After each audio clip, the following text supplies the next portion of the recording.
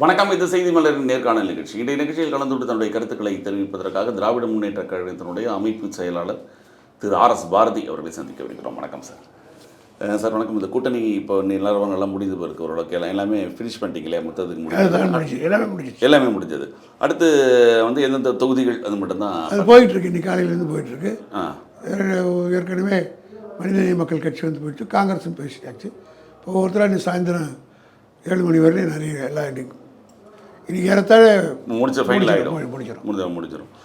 இப்போது இந்த கூட்டணி பேச்சுவார்த்தைகள் நடக்குது. கூட்டணி இந்த குழப்பங்கள்லாம் ஒரு அளவுக்கு முழுக்க தீர்ந்ததா? ஏன்னா காங்கிரஸ் குழப்பமே எங்கே இருந்து குழப்பம் இல்லையே ஒன்றும் இல்லை. காங்கிரஸ் இருந்த குழப்பம், காங்கிரஸோட அந்த குழப்பம், நீங்கள் சீட்டு 28 சீட்டு அது அப்பயே முடிஞ்சு கையெழுத்து போட்டு போடும்போது அது முடிஞ்சு போச்சு. இல்லை, தொண்டர்கள்ட்ட கேட்குறேன்.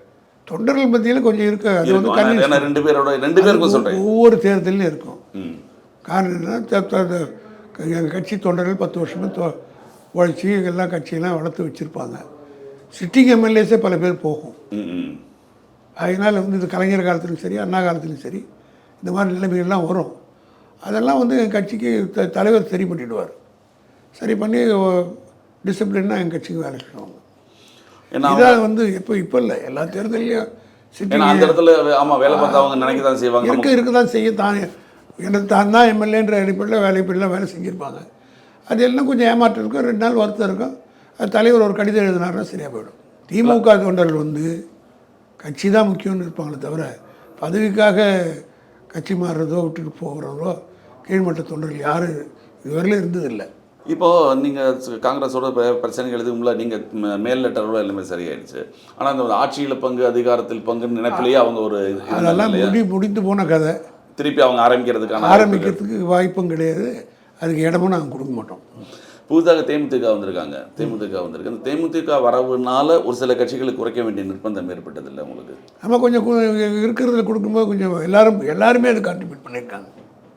எல்லா கட்சிகளுமே, முஸ்லீம் லீഗ്, கொங்கு நாடு, அதே மாதிரி மதிமுக, 2 கம்யூனிஸ்டுகள், எல்லாருமே கம்யூனிஸ்டுகளும் விடுதலை சிறுத்தைகளும் தான் ரொம்ப மன வருத்தத்தில் இருந்தாங்க. இந்த மாதிரி இல்லை, அவங்களும் தியாகம் பண்ணி கொடுத்துட்டாங்க. அதாவது சொல்கிறாங்க, 234 சீட்டில் எல்லோரும் நிற்கணுன்னு தான் விரும்புவாங்க. ஒவ்வொருத்தருக்கும் ஒரு சங்கடங்கள் கிடைக்கல இருக்க வச்சாங்க. அது சும்மா ஒரு 2 நாளில் ஒரு நாள் இருக்கும், சரியாக போகிறோம். ஏன்னா திமுக மேலே இருக்கிற குற்றச்சாட்டு இவங்க என்ன எல்லாரும் மற்ற கட்சிகள் என்ன சொல்கிறாங்கன்னா, அவங்க வந்து புதிதாக வந்த கட்சிக்கு அந்த அளவுக்கு முக்கியத்துவம் கொடுக்குறாங்க. கூடவே இருந்து 2019 கூடயே இருந்தவங்க, ஆட்சியில் இருக்க பல்வேறு பிரச்சனைகளுக்காக கூட என்று ஆதரித்தவர்கள்லாம் சீட்டு குறைக்க நிலைமைகள் வருது அப்படின்னா, வெற்றி வாய்ப்பு அப்படிங்கிறது சேர்த்ததே அவங்களெல்லாம் கேட்டுக்கிட்டு தான் சேர்த்தோம்.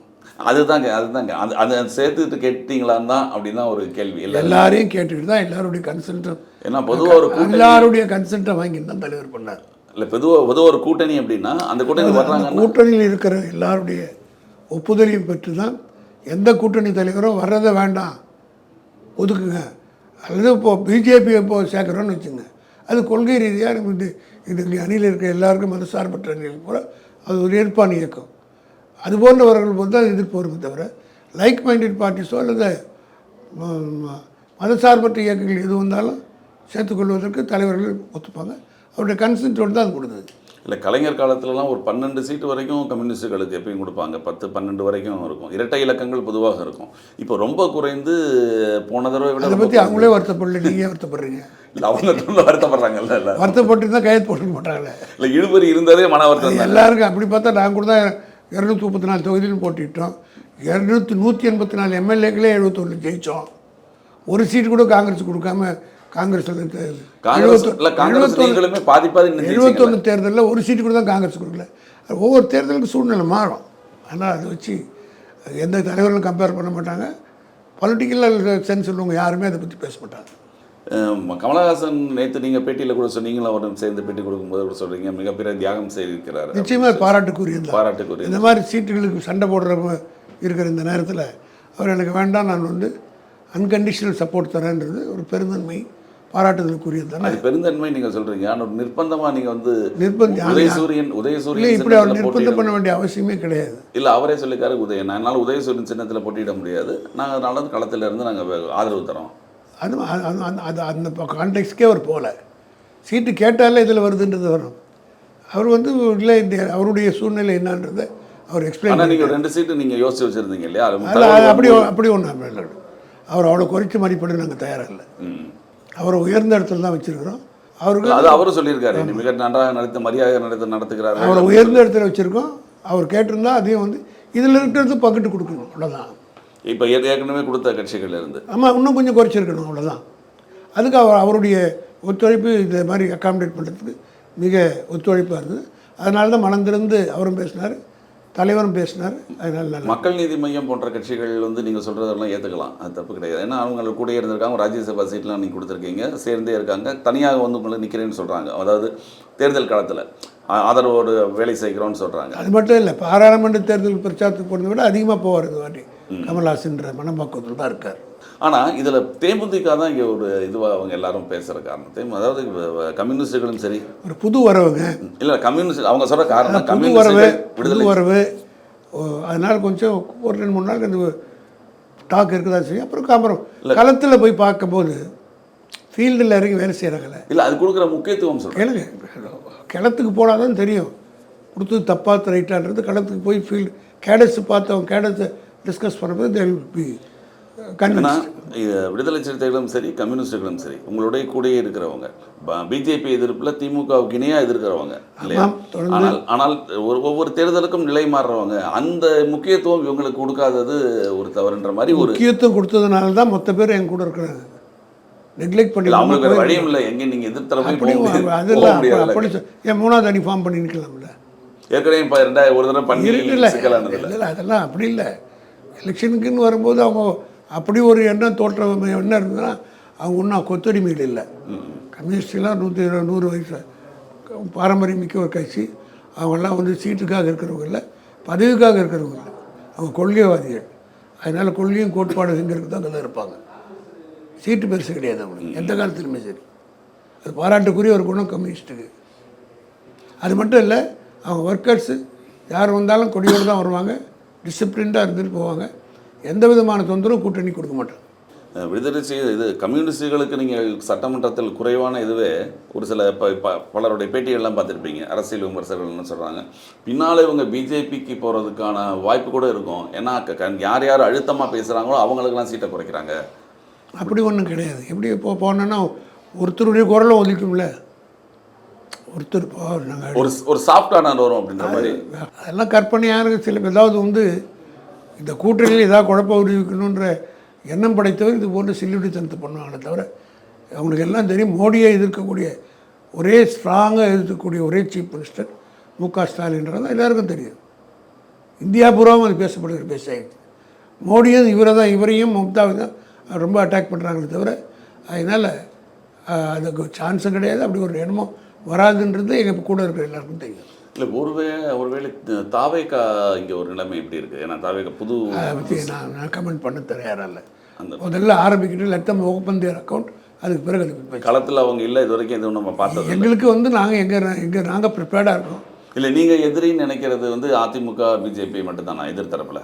சரி, டெஃபினட்டாக வந்து அதுதான் ஒரு கொள்கை ரீதியாக எங்களுக்கு இருக்கிற ஒரே எதிரி. பிஜேபி இருக்கிறதுனால, பிஜேபி அதிமுகவும் இருக்கிறதுனால. பாஜக வந்து இங்கே தமிழ்நாட்டில் எங்களுக்கு எதிரி ஆகிட்டாங்க. ஆனால் கொள்கை ரீதியான ஒரு எதிரின்றது இந்திய பிஜேபி தான். பிஜேபி இல்லை, அங்கே தமிழகத்தில் அவங்க இப்போ பவர்ஃபுல்லாக இல்லாட்டியும் நீங்கள் மத்தியில் இருக்கிறதுனால நீங்கள் அவங்க வந்து பவர்ஃபுல்லாக இல்லைன்னு எப்படி சொல்லுவீங்க? அதிகாரம் அவங்க கையில் வச்சுக்கிட்டு சர்வாதிகாரம் பண்ணிகிட்டு இருக்காங்கல்ல, தமிழ்நாட்டுடைய வளர்ச்சிக்கு குந்தகமாக இருக்காங்கல்ல. இன்னும் போகிறப்ப இந்த சீட்டெல்லாம் ஒதுக்குறத பார்த்தா தமிழ்நாடும் தென்னகமே மைனாரிட்டி ஆகிடும் பண்ணுது. இனிமேல் பேசவே முடியாது பார்லிமெண்ட்லன்ற புது சட்டத்தை கொண்டு வரது பார்த்தா. அதனால் இதெல்லாம் வந்து காலப்போக்கில் நிச்சயமாக தளபதி மு.க. ஸ்டாலினை ஒரு பிஜேபி எதிர்ப்பு ஆல்டர்னேட் லீடராக கூட கொண்டு வருவதற்கு வாய்ப்புகள் இருக்குது. திமுகவோட 5 வருட கால ஆட்சியோட எதிர்ப்பு ஓட்டுகளெல்லாம் அதிமுகவுக்கு போகிறதுக்கான வாய்ப்புகள் இருக்குது. ஏன்னா அதிகமான இங்கே எதிர்ப்புகள் இருக்குது, இன்னும் சட்டம் ஒழுங்கு பிரச்சனைகள்லாம் அதிகமாக இருக்குது. ஒன்றுமே இல்லை மற்ற ஸ்டேட்டை கம்பேர் எப்படி 96 2000 மக்கள் இருக்காங்கன்ற மாதிரி அவங்க இப்போ தானே ரீசெண்டாக பார்லிமெண்ட் எலெக்ஷன் நடந்தது. பார்லிமெண்ட் எலெக்ஷன் ரீசெண்டாக நடந்தது. அதுக்கிடையில் எதுவும் நடந்ததில்லை. இப்போ பெரிய பிரளயமோ ஒன்றும் இல்லை. அதுக்கு முன்னாடி தானே எரிசாராயிரம் வச்சு பெருசாக பேசுனாங்க. அதுக்கு முன்னாடி தானே ஆம்ஸ்ட்ராங் கூட வச்சு பேசுனாங்க.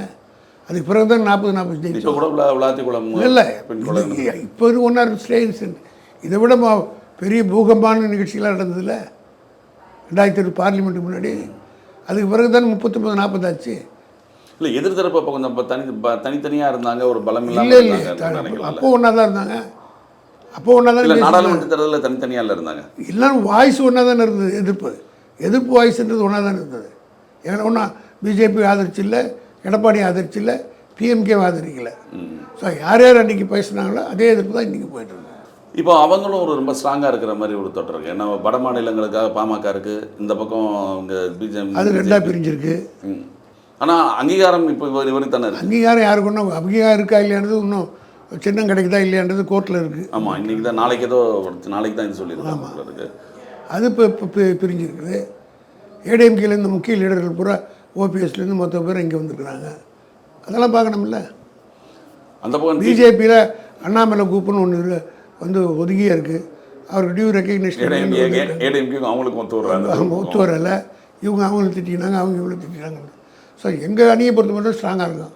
அவங்களுக்குள்ளே தான் ஒட்ட வைக்கப்பட்டிருக்குது. அவங்க பிஜேபி வந்து ஒரு சில இடங்களில் ரொம்ப ஸ்ட்ராங்காக இருக்கிற மாதிரி அவங்க எப்பயுமே வந்து திமுகவோட கோட்டை சென்னை அப்படின்னு சொல்லுவோம். ஆனால் இந்த தடவை திமுகவில் வந்து ஒரு கோட்டையை நாங்கள் அழிக்க போகிறோம், ஏன்னா அப்படின்னா மிக ஸ்ட்ராங்காக இது வந்து தொட்டு பேசிகிட்டு இருக்கிறாங்க.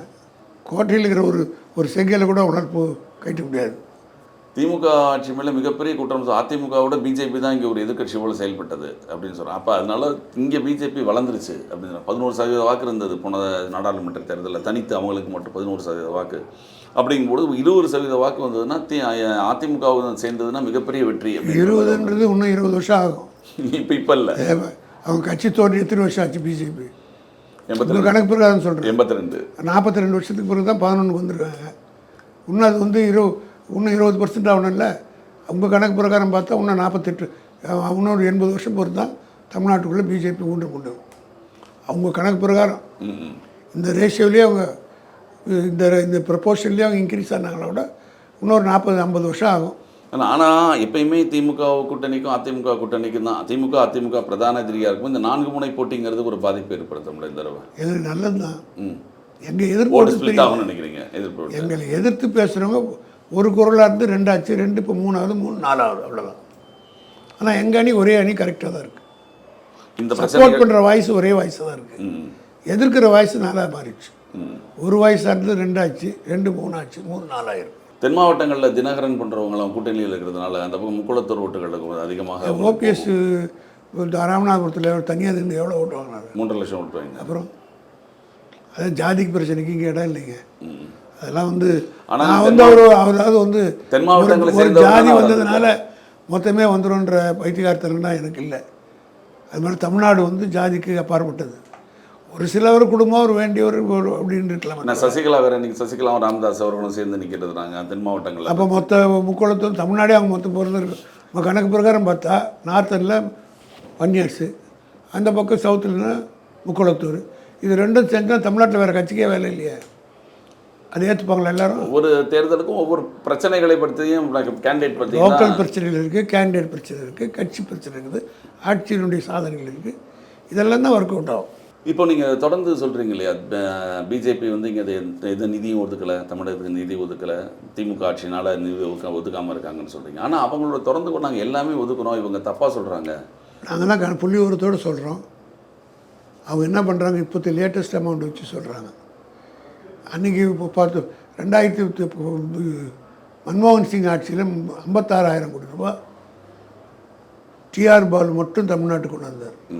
இருக்கும்போது அந்த 56,000 கோடியினுடைய இன்றைக்கி மதிப்பு பார்த்தீங்கன்னா ஏறத்தாழ 3.5 லட்சம் 4.5 லட்சம் கோடி ஆகும். இவங்க வந்து அந்த ஒரு இலாக்காவில் மட்டும் இவங்க மொத்தமே எவ்வளோ சவுதியில் போனதாக சொல்கிறாங்க. ஒரு டிபார்ட்மெண்ட் மூலமாகவே தமிழ்நாட்டுக்கு டிஆர் பாலு அமைச்சராகும் போது செஞ்சது. அன்றைக்கி 1 ரூபா விற்றது நீ 10 ரூபா விற்குது. அந்த கணக்கு ரூபாயை வச்சு சொல்கிறாங்களே ஒழிய அன்னை வேலையோடு நீங்கள் பார்த்தீங்கன்னா அதை விட கம்மி தான். அதை யாரும் சிந்திக்கிறது இல்லை. இப்போ கோல்டுனுடைய 1,38,000ங்க, 1,10,000 20,000. அன்றைக்கி கோல்டு விலை எவ்வளோ இருந்தது? 10 20 30,000 40,000 இருந்தது. 40,000 ரூபாய்க்கு இருக்கும்போது வச்சு பணத்தை வச்சு தானே இன்னைக்கு வேல்யூ வச்சு பார்க்கணும். இவங்க இன்னும் வேல்யூ வச்சு சொல்கிறாங்க இவ்வளோ ரூபா கொடுத்துட்டாங்க. ஒரு சவரனை கொடுத்துட்டு நான் 1,10,000 கொடுத்தேன் அப்படி இப்போ சொல்கிறதுக்கும், இதே ஒரு சவரனை 2014 வந்து 20,000 30,000 தானே இருந்தது. அப்போ 20 மடங்கு உயர்ந்துருக்குல்ல, 10 மடங்கு உயர்ந்துருக்குல்ல, 10 மடங்கு அமௌண்ட் இவங்க கொடுத்துருக்கணும்ல, கொடுத்தாங்களா? இருக்கிறதே கொடுக்கல. நம்மக்கிட்ட ஜிஎஸ்டியில் வசூல் பண்ணதே கரெக்டாக இப்போ வந்து வயசு சேரலையே, நம்ம கொடுக்க வேண்டியதே கொடுக்கலையே. ஜிஎஸ்டி நாங்கள் கூட மாநிலத்துக்கு கொடுக்குறோம் அப்படின்னு சொல்கிறாங்க. நீங்கள் கொடுக்குறாங்க. எவ்வளோ கொடுக்குறீங்க? எவ்வளோ கொடுக்குறீங்க? கொடுக்குறீங்க? 29 பைசா கொடுக்குறீங்க. மற்றதெல்லாம் எங்கே கொண்டு போய் போடுறீங்க? உத்தரப்பிரதேசுக்கு எவ்வளோ கொடுக்குறீங்க? பீகாருக்கு எவ்வளோ கொடுக்குறீங்க? இந்த எலெக்ஷனுக்கு முன்னாடி வந்து பீகார் எலெக்ஷனுக்கு முன்னாடி 12,000 கோடிக்கு மேலே ரூபாய் கொடுத்தாங்க. நமக்கு 1 பைசா கொடுத்தாங்களா? அதுதான் நாங்கள் வந்து எலெக்ஷன் டில்ட் ஆச்சு. இந்த 10,000 பேங்க்கில் போட்டு எல்லாம் பண்ணாங்கல்ல. அந்த மாதிரி எங்கேயோ எதுவுமே நாங்கள் அதே ஃபார்முலாவது நீங்களும் பண்ணிருக்கீங்க. நாங்கள் யார்கிட்டையும் எங்களை ஹெல்ப் எங்களுக்கு அவங்க பணமும் கொடுக்கல நாங்கள் பணம் அப்போ எங்களுடைய எஃபிஷியன்சியில் தான் வச்சு கொடுத்தோம். அதான் நீங்கள் இங்கே வந்து கடனாக இது வந்து நாங்கள் கொடுத்தது வந்து முன்கூட்டி பே பண்ணியிருக்கோம், அவ்வளோதான் தவிர. அது முதல் 2.5 வருஷத்துக்கு தரல அப்படின்னு சொல்கிறாங்களே. அதுக்கு 2 வருஷம் கொடுக்கலன்றது தான் எக்ஸ்பிளைன் பண்ணிட்டு ஏன் கொடுக்கலன்னு சொல்லிட்டு அந்த டேட்லேருந்து அதுக்கப்புறம் ரெவன்யூ இன்க்ரீஸ் பண்ணி இவங்க எடுத்துகிட்டு போனதை கஜானாவே காலியாக வச்சு பணமே இல்லாத போனதுனால டெவலப் பண்ணி கொடுத்து சரி பண்ணிடணும். கொடுக்காம விட்டு இல்லையே. கரெக்டாக தேர்தல் நேரத்துக்கு முன்னால் கொடுத்தாங்க. எங்க 2 வருஷமாக வாங்கிட்டு இருக்காங்க, 3 வருஷமா இல்லை. அன்றைக்கி ஒரே நாள் பார்லிமெண்ட் எலெக்ஷன் முன்னாடிலேருந்து கொடுத்துட்ருக்கோம். இல்லை ஒரே நாளில் நிலுவை கோடை காலத்துக்குலாம் போன வருஷம் கோடை காலம் இல்லையா அப்படின்னு கேட்குறாங்க. கோடை கால தொகுப்பா 2000 ரூபாய் இந்த வருஷம் தான் முதல்ல அனௌன்ஸ் பண்ணுறோம். அது தேர்தல் கணக்கில் பீகாரில் தேர்தல் வாக்குறுதியின் மாதிரி எடுத்துக்கிட்டால் கூட அதை பற்றி கவலை இல்லை. இப்போ எடப்பாடி சொல்லிக்கிறாரு ஃப்ரிட்ஜின்னு நாளைக்கு. ஆமாம், இப்போ அது பெரிய போட்டியாயிருச்சு. நீங்கள் 2000 2000 அவர் 2500. அதாவது சொல்கிறது யாருன்றது இருக்குது. போன எலெக்ஷன் கூட அவர் நாங்கள் 1000 ஒரு 1500. ஜெயலலிதா பேரில் கூட எங்கள் மேனிஃபெஸ்டோ பார்த்துட்டு கூட நம்ம நீங்கள் பெண்களுக்கு மட்டும் நீங்கள் ஒரு ஆண்களுக்கும் சேர்த்து அவ்வளோதான் அப்படி தான் சொல்லுவார். மொத்தத்துக்கு டோட்டல் மக்கள் நம்ப தயாராக இல்லை. மொத்த பஸ்ஸும் ஃப்ரீயாக விட்டோம்னா என்ன செய்யறது? அப்போ அல்ல அதே மாதிரி தொடர்ந்து தேர்தல் அறிக்கையும் பார்த்தீங்கன்னா 2 பேர் தேர்தல் அறிக்கை ஒரே மாதிரி வர மாதிரி தான் நீங்கள் அனௌன்ஸ் பண்ணுறது. அது உடனே அதை வச்சு கொஞ்சம் அதிகமாக அனௌன்ஸ் பண்ணி இது ஜெயலலிதா காலத்துலேருந்து பண்ணுறாங்க. ஆனால் அது ஜனங்க நம்புறதில்லை, நாங்கள் சொல்கிறதான் நம்புகிறாங்க. மிக்க நன்றி சார். இந்த தேர்தல் நேரத்தில் நேரத்தை ஒதுக்கியதுக்கு மிக்க நன்றி. நிகழ்ச்சியில் வந்து கலந்து கொடுத்தவங்க மேலான கருத்துக்களை தெரிவித்தார்.